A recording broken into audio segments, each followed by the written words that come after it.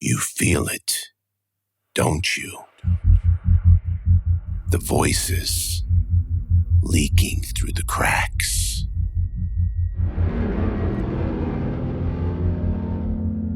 That pressure against the inside of your skull. You didn't find Mad Tales. Mad Tales found you.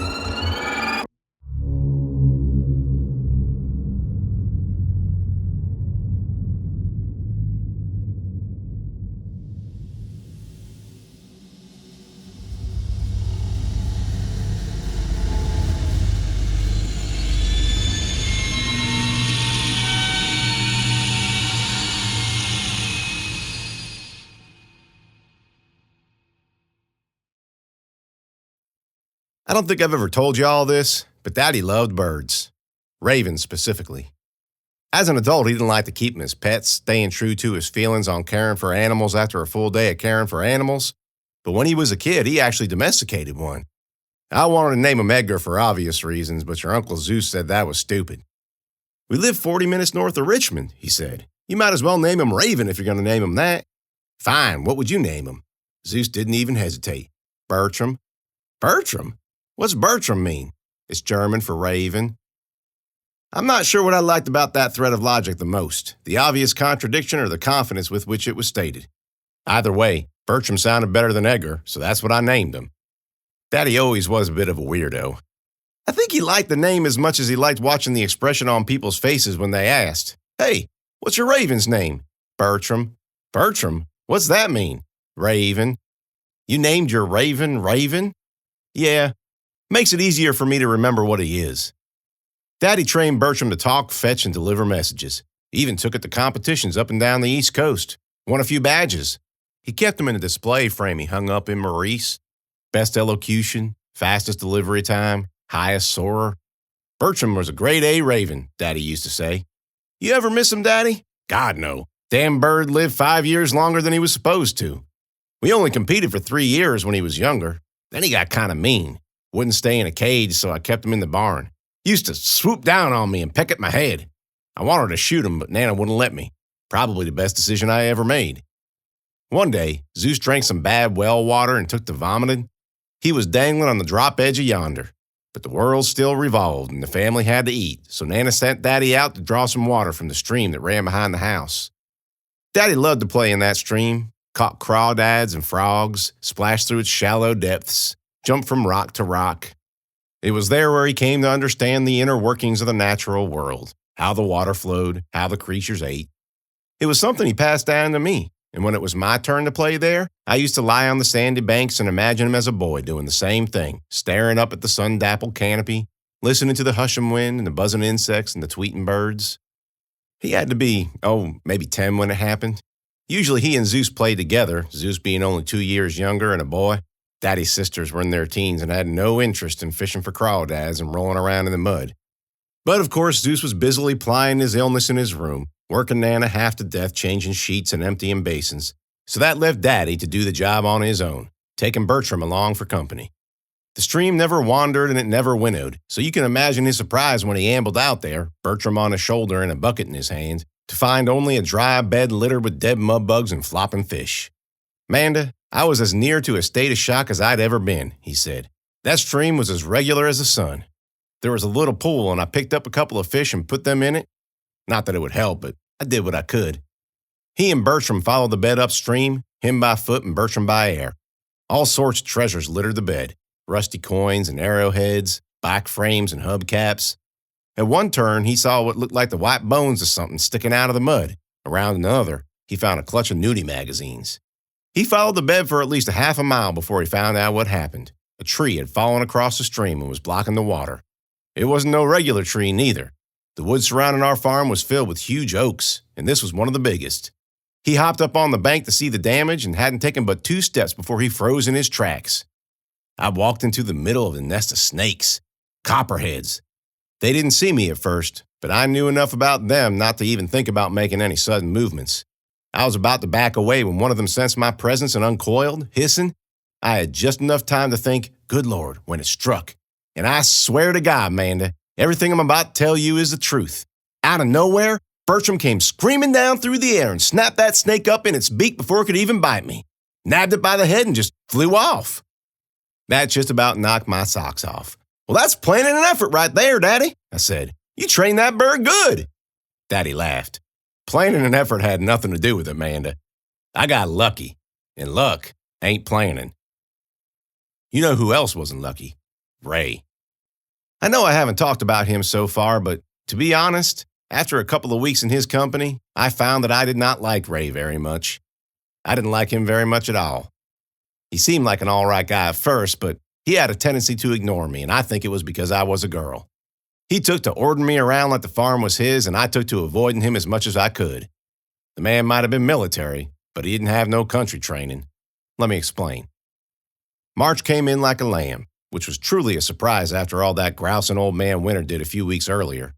He was a tenacious old coot, though, and held on to the land with them hard scrabble nails, trying to keep Mother Earth from tilting back toward the sun by sheer force. But Mother Earth liked to indulge her children, and eventually she had enough of his attitude and sent him packing. Then, as if to make up for it, she let the sun warm the land, melting the snow and filling the streams. It felt as though the world could breathe again, and with those first tentative breaths, the wildlife returned. We couldn't believe it. It was our common belief that the hive had destroyed nearly everything it could get its slimy tentacles on the fall before, insect and reptile and bird and beast alike, from the great black bear to the lowliest worm. Wiped them out faster than any disaster in history, man-made or natural. But we were wrong. First came the birds, whole flocks of them. Geese and ducks and sparrows and hawks and ruffs and eagles and cardinals. Then we saw deer, whole families, bucks and does and fawns. Maggie May just about lost her mind, and it took all we could take trying to keep her from running off all tail and tongue, half catawampus after every last living thing that dared set foot on or near our property. Of course, with the warmer weather came the fear of the hives coming back to life. But I thought we might have a few more weeks. And how do you know this? Ray asked. I tell you what, I never had a brother to irritate the hell out of me just by breathing, but Ray had become just about as close to one as I'd ever get. I don't know, I said. It's just a feeling. Just a feeling. Feelings aren't going to save us when those things wake. Fine, it's more than a feeling. The hives froze up with the frost, right? So, it's nearly 60 outside. Well, if you ain't the most hard... Yeah, it's 60 degrees in the air, but the fields are still frozen. Go on out and try to dig you a hole. See how long it takes to break off the handle. Timmy Carter stifled a snicker, and Ray shot a one-eyed glare at him. He couldn't really argue about that, but instead of admitting he was wrong, he sputtered something about, "We'll see," and walked off, his shoulders all knotted up and black clouds hanging over his scarred head. What's gotten into him? I asked Timmy Carter. He's angry. What about? I don't know, something. I didn't dwell on it. I was too busy hunting deer to care. I would have thought I was a bona fide angel the way everybody carried on when I brought back the first one. It was a 3-point buck. Not too big, but not too small neither. I cleaned and butchered it myself out back, and when I cooked the first steaks, well, after 3 weeks of pasta and red sauce, I guess I understand the rapture they all felt. In all the excitement about the deer, I forgot to warn everybody about the well. I'm not saying I'm taking responsibility for what happened, but I don't necessarily feel good about it neither.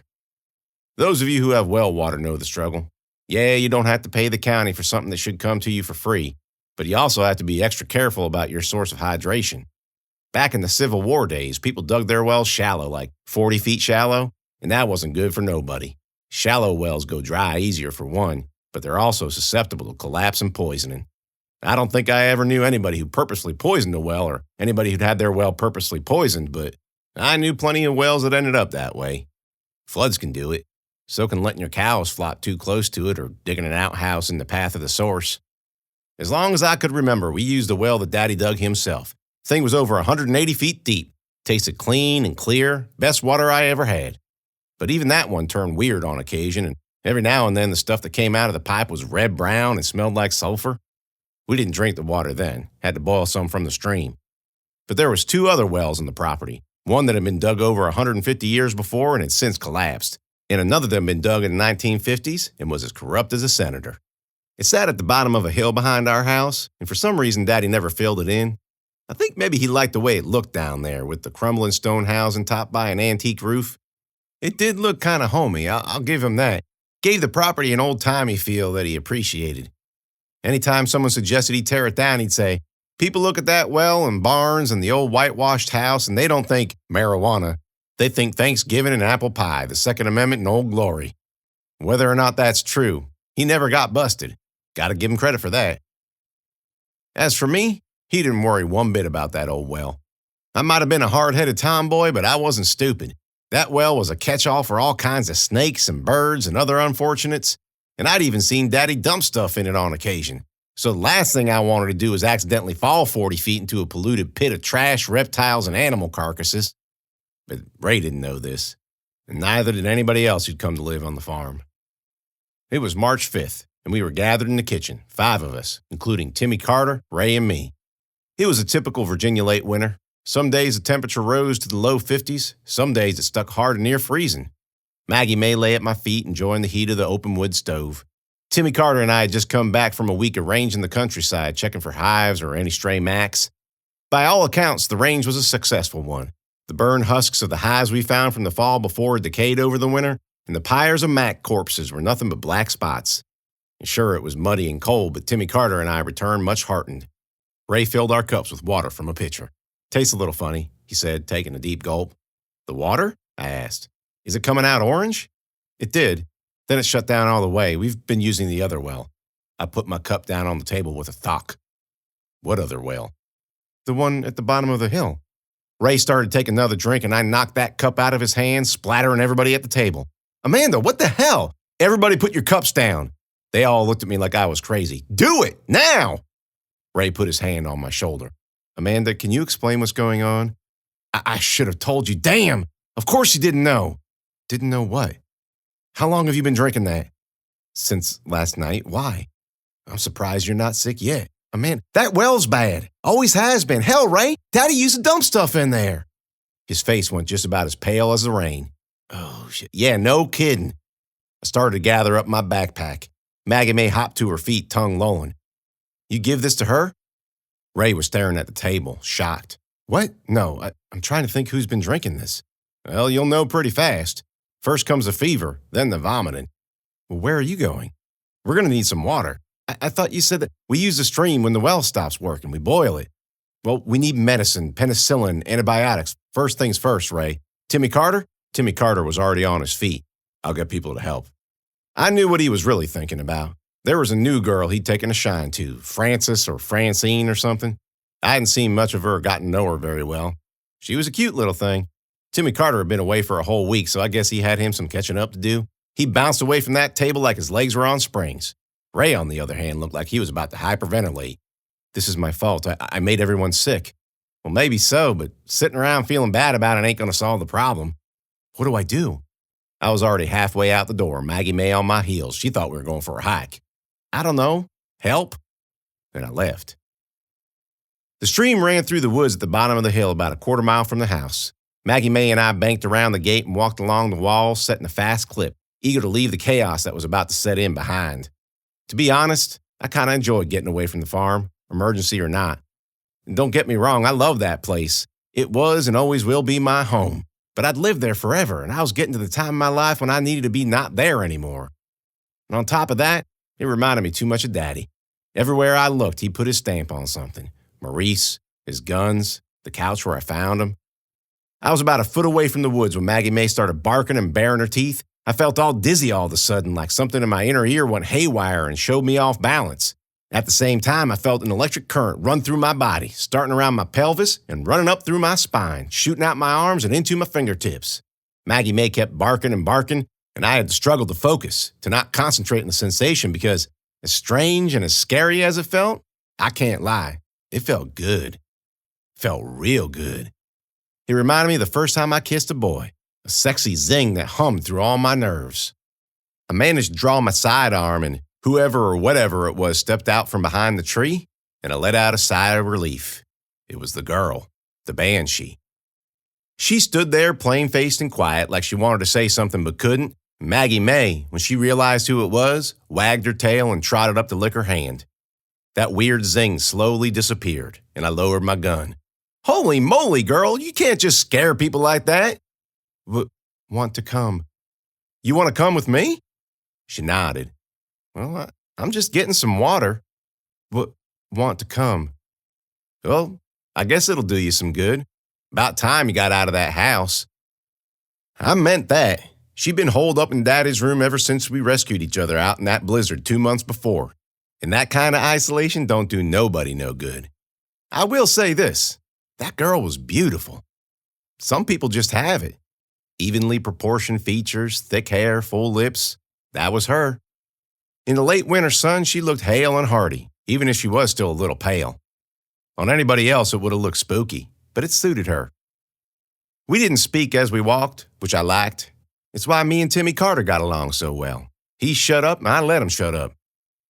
We'd just about reached the stream when I noticed something was wrong. I couldn't put my finger on it exactly. Something about the woods was different.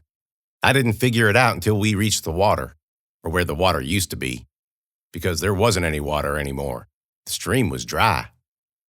Maggie May was jumping around in the bed, chomping on some flopping fish and tossing them up in the air, snorkeling and snuffling and having herself a grand old time. She barked when she seen us. Yeah, Maggie May, I murmured. Water? The girl asked. I hopped into the bed, squatted down, and put my hand on the bottom. The sand was still wet. Must have just happened. Trees. Yeah. Daddy said this happened before. A tree fell in. No. Trees. Sure enough, it was blocked. This time not by a single tree, but by several. And rocks, and dirt, and leaves, like the world's most industrious beavers had scoped the place out, took a meeting, and said, yep, this is the spot. I started over toward it to see what was going on when the girl said, no. Why not? Don't. Not safe. After everything I've been through, you'd have thought that maybe I'd listen to someone for once. Maybe I should have. Maybe for once in my life, I should have considered the fact that my first impulse might not always be the best. But unfortunately for me, well, remember that conversation we had a few months back about frontal lobe development in teenagers? Yeah, that. Add to that the chip on my shoulder I have for anybody who tried to tell me what to do. Thanks, Daddy. And there was no way I was not going to investigate that damn dam. And what does she know anyway? She'd been holed up an invalid for over a month. I got about halfway up the side when Maggie May started barking, and it startled me, so I slid back a few feet, uncovering something slick and white. I peered at it for a closer look, flicked some dirt off it, dug around the edges a little. Maggie May stopped barking, and I thought, good. The old girl was driving me crazy. Hey, girl, I said, come check this out. I turned around, but the girl was gone. And Maggie May. Just up and vanished. Hey, Maggie May! I looked around all over, but they totally disappeared. You playing tricks on me, girl? I waited a tick, but she didn't reply, and nary a bark was to be heard. Where'd they go? I muttered. Runned off. I recognized that voice. Old and scraggly, reminded me of long hair and black gap teeth. I turned around, and there he was on top of the dam, smiling that ugly smile at me. Otis. Hi there. Amanda, right? I started to draw my sidearm, but he pulled out a rifle so big it might as well have been a cannon. What's that, Otis, a punk gun? You want to find out? You think that's supposed to scare me? Yeah. He aimed it to my right and fired, blowing a hole in a tree along the bank. My pale face must have been all the words he needed. He looked over my shoulder and nodded. You might remember my friend. Somebody spun me around, and there stood Annie O. Her face was still swole from where I knocked her off her horse with Otis's shotgun, and one eye was all bunged up too, and her lip healed cockeyed. Hi there, she said, and then she clocked me in the face. Didn't black out, but it hurt like hell. Like about to knock me cross-eyed. My ears was ringing and my eyes teared up. I fired off a few rounds before she hit me again, and maybe I hit her or maybe I didn't. But when I'd exhausted my clip, there was a pause and a chuckle, and then she ripped my gun out of my hand. And then she kicked me in the ribs, and then she kicked me in the ribs again. I'm pretty sure she broke at least one. That's enough, Annie O, Otis said. Hangnail wants her alive. Oh, she'll be alive, she said, and kicked me in the kidneys this time. Enough. Here's the thing about riding in the payload of a pickup truck with broken ribs. It don't feel good. I'm pretty sure Annie O was driving because that truck hit as many hard turns and potholes as possible. I rolled around in the back like a ping pong ball, at least at first. After the third time slamming into the wheel well, I braced myself against the cab and the wooden toolbox that had been bolted into the steel. For those of you who are thinking, now why didn't she just open that toolbox up and get her a weapon? Even a screwdriver would have done the job. Well, that toolbox was locked up with a fat old padlock, and between the ribs and the careering around, it wasn't really like I was thinking straight. I did, however, find myself a nice sharp shard of wood, about the size of a penknife, and jammed it down the back of my pants. Maybe I shouldn't have brought a shiv to a gunfight, but it was better than nothing. After a while, the pickup slowed down and stopped, and one of them got out of the cab, and then I heard the sound of a gate opening. The truck moved forward, and the tires crunched on the gravel, and I knew we'd made it to Hangnail's farm. I'll spare you the details of how they got me out of the truck. You can trust me when I say that as much as breaking my ribs hurt, the process of clambering out of that payload and walking into the house was worse. And you'll probably not be surprised to know that Annie O and Otis were none too kind about it neither. They dragged me through the house and into a hallway with stuffed heads mounted on the wood paneled walls. Deer, bears, antelope, moose. Antique guns were hanging farther down where the hallway turned into a set of stairs. They carried me down by my armpits, my toes barely scraping each step, finally stopping at a set of double doors. "You knock," Otis said. Annie O grunted and shook her head. "You scared?" "No, but it's your turn." "Fine."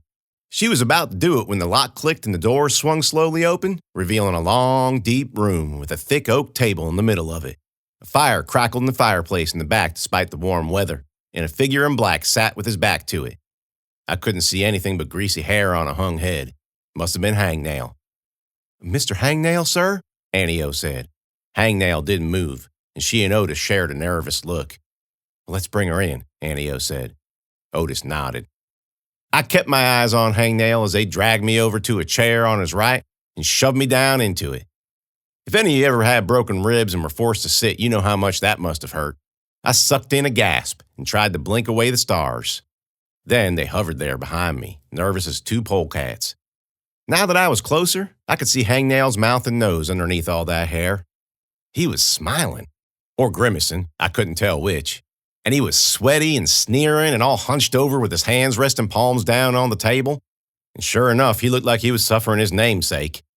I squinted at him, trying to see the eyes behind that hair.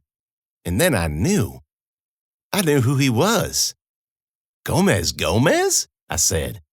"That's right. Gomez, Gomer's son." The last time I saw him, he was crumpled over on the ground after I kicked him in the gonads, his face red, the tendons in his neck sticking out.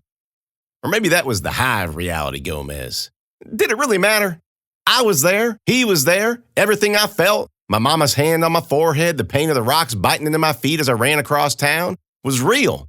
And if it was real for me, then it was real for him. Well, good. Gomez was a jerk before he died and joined the Hive. Now he was a jerk and a traitor. And a weirdo, too. Because did he say anything when he saw me? Did he make an effort to recognize me? Did he smile or snarl or do anything more than hang his head like a whipped puppy, gritting his teeth, lips pulled back so I could see his gums? Well, I'll let you figure that one out. Otis cleared his throat. "Sir? Mr. Hangnail, sir?" Gomez's eyes snapped on him. "Here she is, sir. We brought her to you just like you asked. All in one piece." Gomez continued to stare at him without saying a thing. I craned my neck back to look at Otis, trying to gauge his reaction. Strangely enough, he looked like he was listening to something. Then I felt it again, the dizziness, just like before with the girl, only this time I heard a crackling static, like a radio signal was trying to punch through my brain, a winding feedback whine that shot into my ear and made my head hurt. This wasn't some throbbing ache from getting knocked in the head. This was like someone was pushing a guitar string into my ear. Then through it all came a voice, distant and thin at first, then gradually fuller and fuller. I finally caught the edge of a word right in the middle of a sentence. "Did I not tell you to bring her to me undamaged?" Gomez's mouth hadn't twitched an inch. Otis cleared his throat again. Yes, sir. Yes, sir, you did. But see, Annie O, don't blame it on me. I told you not to touch her. I told you to leave her. Gomez blinked hard and a gash appeared in Otis's face, stretching across from his cheekbone to his chin. A jagged, ugly gulch. "Please, Otis, do not lie to me. Do not play games. Take responsibility for your behavior." "But," Gomez blinked again and another gash formed on Otis's other cheek. "Annie O," Gomez asked, "do you care to say anything?" No, sir." There will be repercussions for this insolence. I will attend to you both later. Leave us for now. Sir, if I may. Gomez blinked, and the two were sent backward out of the room, their feet dragging on the hardwood, flying one by one out the door, which slammed shut behind him. He turned his eyes on me, and I tried to sit up straighter. I might have had my ribs cracked, but there wasn't no way I was going to let a little weasel like Gomez get the best of me. Hangnail, huh? Sounds about right. Mock me if you must, Amanda May Jett, but oh, I will. What's the deal with your hair? I know we're low on food and such, but there's still plenty of shampoo and conditioner to be looted. He blinked hard, and this time the gash hit my lips. Felt like getting cut with a cinder block. It took me a few minutes to recover, but when I did, I said, "Neat trick, Gomez. That all you got?" "Better than what you have." I would have smiled, but even the short sentence I just managed to get out made me sick with pain. I swallowed it back along with my pride and some blood. "What's the matter, Amanda? Can't think of anything sharp to say to me?" The dizziness crept up inside again, tickling the back of my throat, warm in my belly and below. Just a hint, and then it was gone. I spit blood on the table. "Why?" I asked. "Why what?" The little snake. The little snake was going to make me say it, wasn't he? Make this as painful as possible, and hard, too. Turns out that lip cuts are just as bad as scalp cuts. They bleed and bleed and bleed. Difficult to make any sense when you're sputtering blood. "What do you want, Gomez?" "Do you mean what do I want from you?"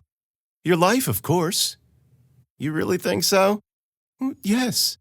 Not before I torture you first, but it's going to happen. Here's the thing about people. We're all the main characters in our own stories, and the main character don't die. If we get in a predicament, we fight or fox our way out of it. If we need saving, we get saved. But that ain't the way the world really works. In the real world, everybody dies. Sitting there across from Gomez after he threatened to kill me, I should have been freaking out for that very reason. I believed him. I believed he was going to do it. I wasn't in any position to deny him his intentions neither, but somehow I felt cool, calm, collected. I don't know why. I wasn't trying to be conceited or nothing. Next thing I knew, that weird dizziness hit me again, hit me full on all over my body, and I thought, she's here. The girl. She'd come to save me. Gomez must have felt it too because his eyes went spastic. Then the door exploded inward, sending shards of wood flying through the air. One of them struck Gomez right in the shoulder so hard that he fell backward. Then she was there, the girl, standing in the broken door frame. She stepped into the room like a short, pale, scraggly-haired superhero, followed close behind by a barking Maggie May. Gomez rose up from the ground, stiff as a board like he was being pulled on by wires. He blinked, and all the shards shot back at the girl, sticking in her arms and legs and torso.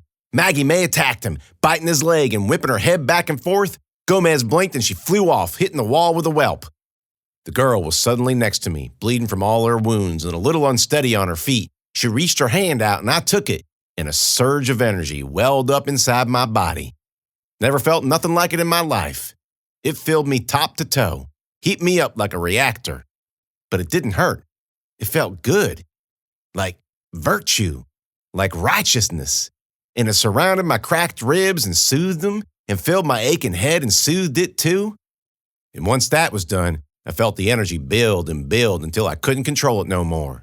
It poured out of my eyes and my mouth, shooting green beams of power that hit Gomez in the chest and stomach and head. He turned white hot as it consumed him, and his arms and legs stiffened, and he formed an X as the power lifted him off the ground. Head flung back, hair burning, mouth wide open. The energy burned in from his fingers and toes to the core of his being, and he disappeared into the light and crumbled into dust. Then he was gone. Nothing more than a pile of ashes on the floor. We found Otis and Annie O lying in a pool of blood by the front door. "Did you do that?" I asked the girl.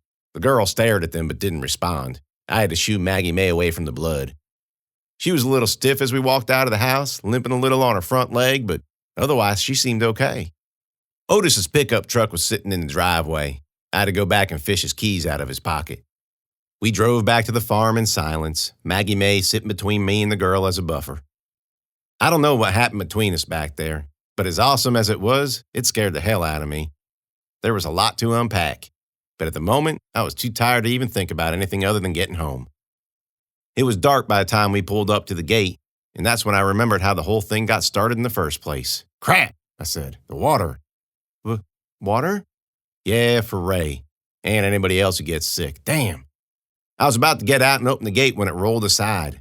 The new girl, Francine, Franny, whatever her name was, she opened it. I drove in, giving her a wave as we passed.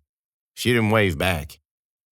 We're going to have to go out and tote a whole bunch back from the stream, and I stopped talking. Timmy Carter was in the headlights, standing over 2 mounds of dirt in the front yard.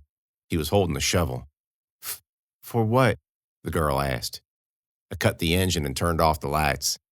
Then I leaned back, staring out the windshield, seeing everything and nothing at the same time. Nothing, I said. Never mind.